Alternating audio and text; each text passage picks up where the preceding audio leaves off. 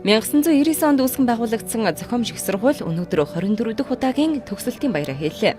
Энэ хавар багш баг боловсрол, багш сургуулийн өмнөх боловсрол, сэтгэл судлал, жүжиглэх урлаг, эрх зүй, бизнесийн удирдлага, гайл, гадаад худалдаа, нэгтлэн бодох бүртгэл зэрэг бакалаврын боловсрол судлал, бизнесийн удирдлага, эрх зүйн болон урлаг судлалын магистрийн нийтдээ 200 гаруй төгсөгчид эзэмсэн мэргэжлэрээ хөдөлмөрийн зах зээлд анхлан орлоо. Багангийн багш, сургуулийн өмнөх боловсролын багш төгсөгчид 100% нийслэлийн болон аймаг сумдын боловсролын байгууллагад мэргэжлэрээ ажиллахаар болсон төдийгүй ихэнх нь Монгол Улсын засгийн газрын тогтоолоор хэрэгжиж байгаа эрэлттэй мэргэжлэрээ суралцагчдад олгодог зээл тусламжинд хамрагдсан байна. Өнөөдөр амжилттай төгсөж байгаа бүгдэнд баяр хүргэе л гэж боддог байсан. Тэгээ өөр цэрэг болно гэж боддог байсан би өөрөө.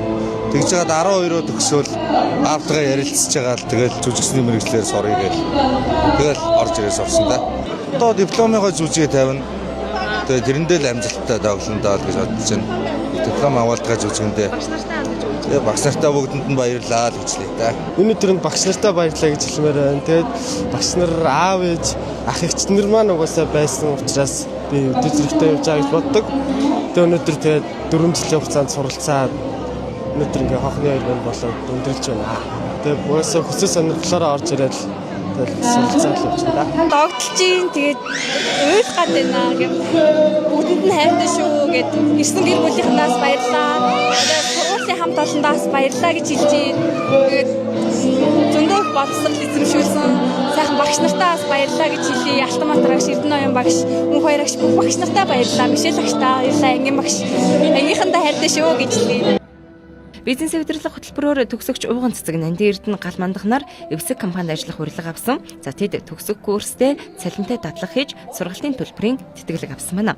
Эрх зүйн хөтөлбөрийн төгсөгчид 50% нийслэлийн болон аймаг сумдын хууль хүчний байгууллагад мэргэжлээр ажиллахаар санал авсан гэдгийг багш удирдлагууд онцолж байна.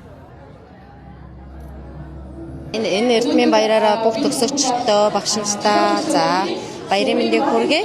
За тэгээд манай сургууль мөн одоо дотоод гадаадын хамтын ажиллагаагаа өргөжүүлэх үүднээс одоо төгсөгч оюутнууд маань цалинтай дадлага хийх, дотоодын компаниудаас тэтгэлэг авах мөн гадаадын улс орнуудтай 2 дээр нэмэх нь 2 гэдэг хөтөлбөрүүдийг мөн өргөжүүлэн хэрэгжүүлж байгаа. Тэгэхээр та бүхэн маань манай сургуульдаас суралцаарай гэж урих байна. Хуулийн сургууль маань бизнесийн эрх зүйгээр энэ жилээс бас 26-27 оноос стандартууд нөлөөд ажиллаж байгаа. Мөн хуулийн одоо эрх зүйн мэргэжлэрээ бас эсэлт авч байгаа.